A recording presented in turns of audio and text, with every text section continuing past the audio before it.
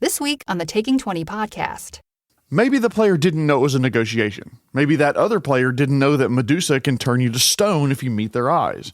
Maybe the bard really thinks that he can seduce that dragon. These situations are going to come up as a DM, and many times the success of the gaming session will depend on how you handle this situation. Thank you for listening to the Taking 20 podcast, episode 175. This time giving some practical advice to DMs about the one question they should ask their players.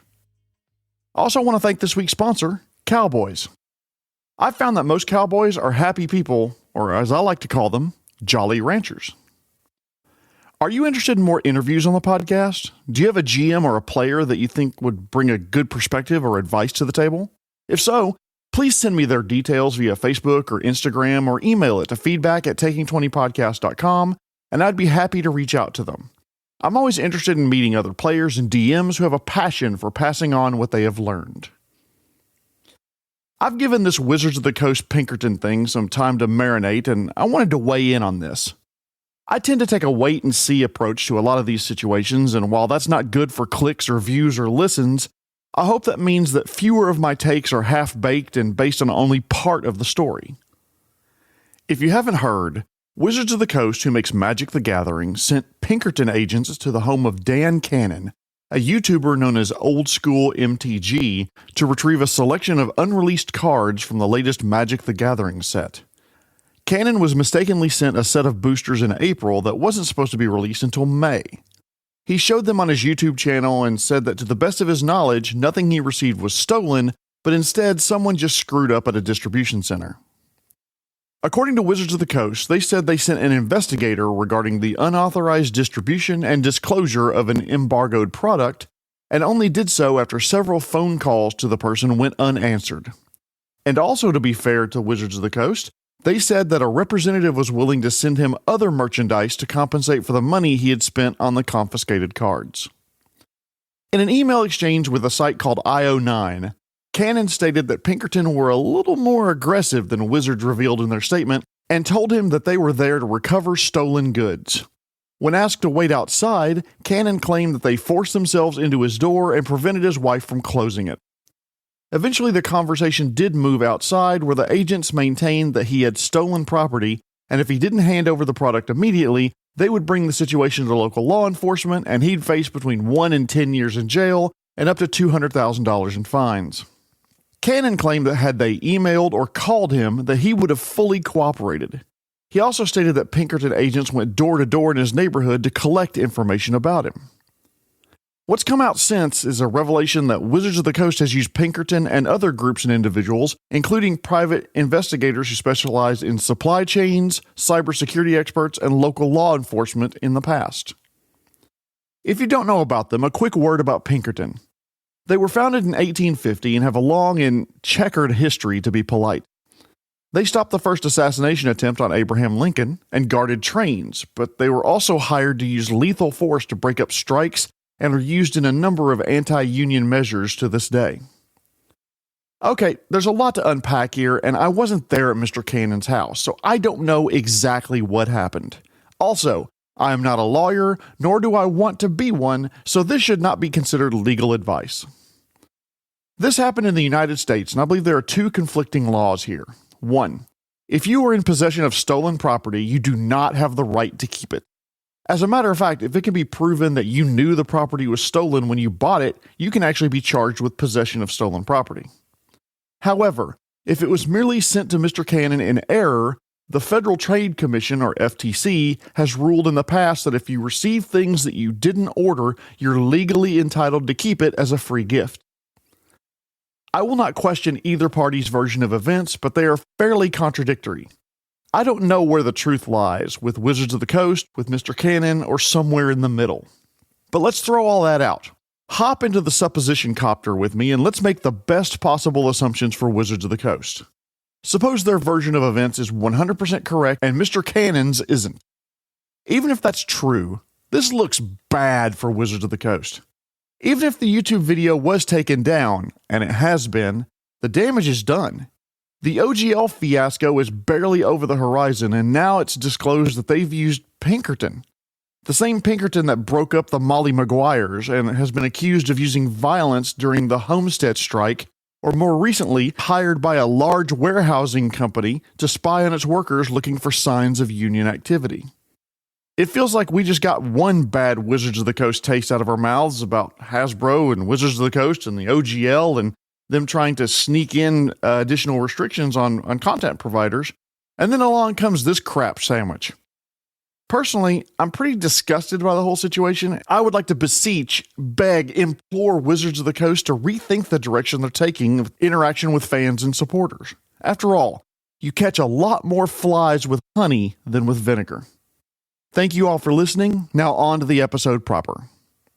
My beloved GMs out there, let me ask you something. Have you ever been sitting behind the screen after presenting the situation to the characters?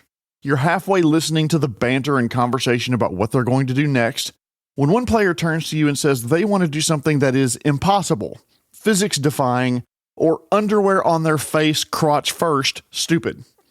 Something that makes you do a double take and stare blankly as your mind shatters trying to work out how they thought this was a good idea. The first level fighter wants to challenge the Barbarian King to one-on-one combat. The Bard tries to seduce the Medusa. The Rogue wants to set fire to the pet store that's full of baby animals and adult people so they can rob the tavern across the street. Pulling a gun on the leader of the town's SWAT team. In the police station. The common room. That kind of thing. There are multiple possible causes for players wanting to do something that just doesn't make sense.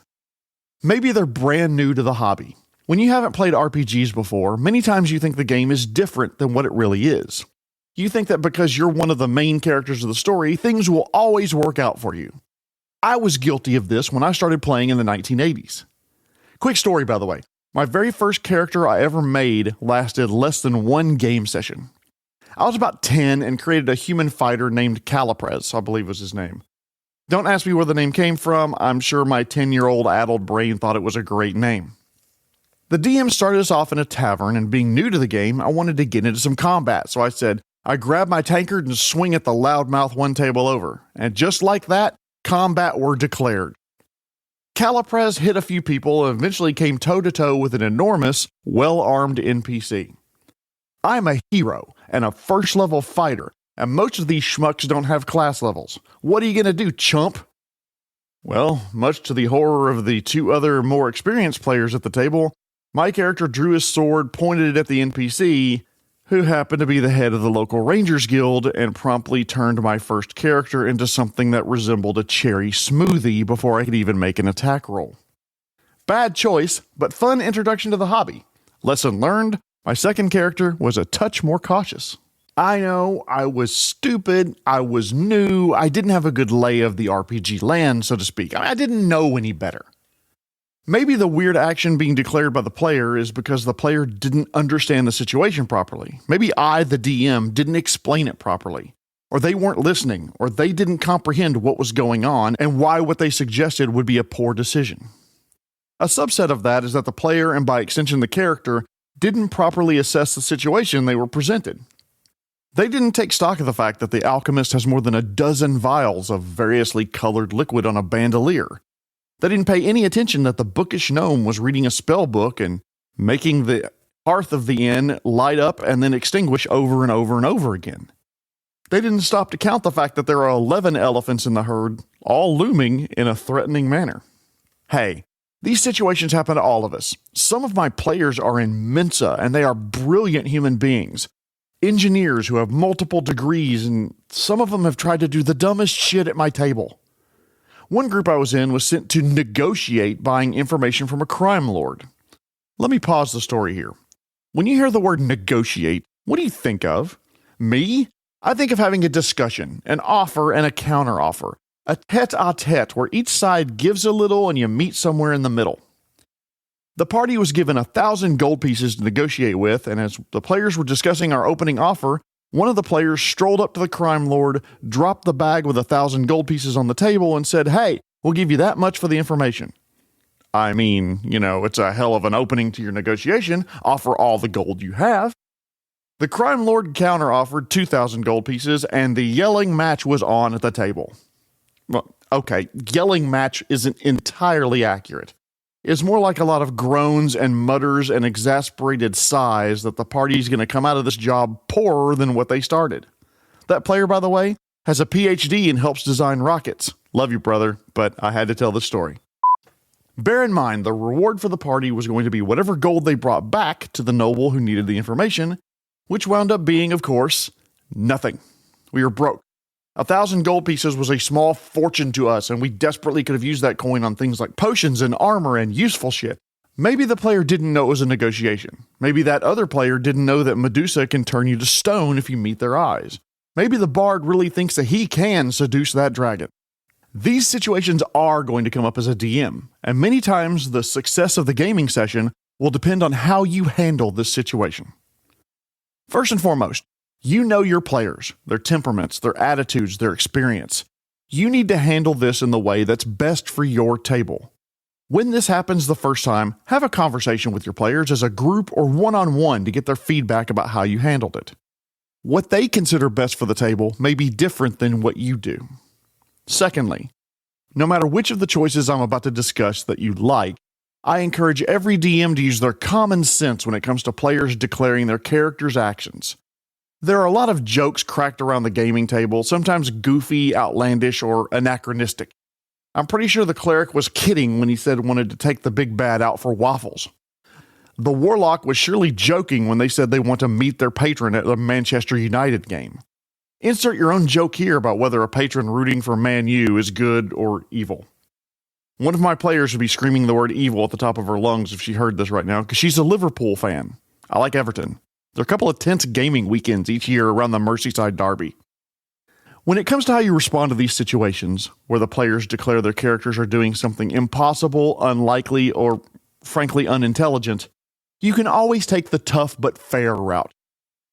They've declared their action, so what happens next is on them. They paid their money, now they'll take their chances. My first DM did this. He let me challenge the head of the Rangers Guild to one-on-one combat. Our DM allowed the start of the negotiation to be every bit of gold we were given. You treat choices made or actions declared by the players in the moment at the table to be the same choices or actions by the characters in the story at that moment. There's no, well, now wait a minute, or let's think this through, or are you sure questions asked. If you're running a roleplay heavy campaign, this might be the best choice. The player is currently role-playing their character and says that their character does X. Well, that means that their character is going to try to do X. It's your job as a DM to adjudicate what happens from that choice. They're going to try to jump that 15-foot fence like they're a superhero. They're going to try to tightrope across a fishing line suspended from the ceiling, or willingly dive headfirst into a lava pool. There are advantages of doing this from behind the screen. It's relatively easy. It's a solution that requires the least adjudication on your part, and you don't have to remember to provide figurative safety nets for characters who make ill-advised leap off of a building decisions. Plus, sometimes it can be funny. Variations of "I stick my finger in it" has resulted in a lot of laughs around gaming tables through the years. But this can also cause seriously hurt feelings around the table. Not everybody appreciates being the butt of a joke, even for just a short time. They may feel cheated that if they knew more information about what was going on, they would have made a different choice. Not to tip my hand, but this solution is always my fallback. If I've tried other solutions and the player wants to push through with their declared action, then let's try and let's let the dice fall where they may. You come up a mere 9 feet short trying to vault that fence, and you're now prone on this side with kobolds laughing at you through the fence. Or the first time you bring your weight to bear on the fishing line, it snaps in two, sending you tumbling into the alleyway below. It is, after all, only 5-pound test fishing line, and you weigh 185 pounds. Or you leap off the bridge and execute a perfect swan dive into the 2,000-degree lava flow. 78 points of damage. 78 points of damage? Yeah, that's just round one, by the way. Do you have a backup character on you tonight? Tough but fair is my fallback, but tends to not be my default first response. My default response, by the way, has evolved through the years. I used to ask, are you sure, when a player declares that their character is doing something that I think that is either reckless, impossible, or at least ill-advised? Before you is a shimmering black orb of nothingness which arcs with power shooting all along the surface. I stick my hand in it. Are you sure? The benefit of asking this question was that it generally made my player think about their actions a bit before proceeding, and it was my go-to for multiple decades of DMing. However, I started paying attention to what happened when I asked that question, and it usually prompted more questions, or the player would get defensive, like I was insulting them or denigrating them by asking them, "Are you sure?" Of course, I wasn't, but I understand how a subset of players could see that question as aggressive and perhaps even a bit belittling. So I grew, and I learned, and I adjusted my technique. About 5 to 6 years ago, I changed "Are you sure?" to "Why does your character want to do that?" Or now, my more common version, "What are you trying to accomplish?" or "What are you hoping will happen?" This slight rephrasing of the question makes it less confrontational, more results-oriented. The player has declared that their character will do something that you know from behind the screen is a bad idea. You're the DM. You know what happens when players try to jump out of an orbiting space station with no ability to slow their descent. By asking, "What are you trying to accomplish?" it reduces the chance of the question, "Are you sure?" being interpreted as, "Could you not do this?" or even, "Are you stupid?" By the way, in case you're unsure about what would happen if a character jumped out of a space station with no ability to slow down, they'll probably create a pretty good-sized crater when they land. Well, they'll burn up on re-entry, and what's left would make a decent-sized hole. Okay, you know what? To be fair, you'd asphyxiate, then burn up, then leave a... Or your lungs would rupture, you'd have an embolism, go unconscious, bruise all over your body as the water forcibly leaves it, asphyxiate, begin to freeze, burn up on re-entry, and then crater. In short, you'd have a no good, very bad 5 minutes. Wow, I've wandered pretty far afield. Okay, back to the question. The intent behind the question, "Are you sure?" or "What are you trying to accomplish?" is not to make the players feel stupid. The reason you ask the question like this instead of leaving the player character to his fate is to give the player an opportunity to reevaluate. As I've mentioned previously, episode 169, for example, even in the most role-play heavy games, your players are only inside your characters' heads for a relatively small percentage of the time. Most of the time, players are only in the character's head during adventuring, possibly some interaction with NPC. You're not seeing what they're seeing and experiencing what they're experiencing 24 hours a day, 7 days a week. And plus, even during those times when the player is playing the player can't see everything in the exact same way the character can. DMs, I assume you're not taking an hour to describe everything the character could possibly see given their perception roll. You don't have time, or every game session you schedule would be like 6 seconds of game time and 4 hours of real time. Hour after hour of grass and sky and trees and the footprints and the grazing donkeys and. We DMs describe what we feel are the most important parts of the scene or the game, and we leave the rest to everyone's imagination. Most of the time, we're on pretty close to the same page, but sometimes we're not. The player may simply not know what they can and can't do because they have a different picture in their head about what's going on. That easily could be the source of the declaration of an action that makes you say, "You want to do what now?" They've made different assumptions about the current status of the battlefield or adventure. "What are you trying to accomplish?" allows for the possibility that the DM and player or players are out of sync about their assumptions, and it allows the DM to fix any incorrect assumptions being made by the player. A character would know there's a muddy patch on the battlefield that'll prevent the character from running through it. A character would hear the high-pitched whistle that indicates pressures building up in the machine. A character would know that if they charge the fire elemental, their skin's going to start melting off when they get into melee range. If I think there's even a chance that the player doesn't understand the scene or the battlefield the same way I do, I will ask that one question. What is your desired outcome, or what are you hoping to accomplish?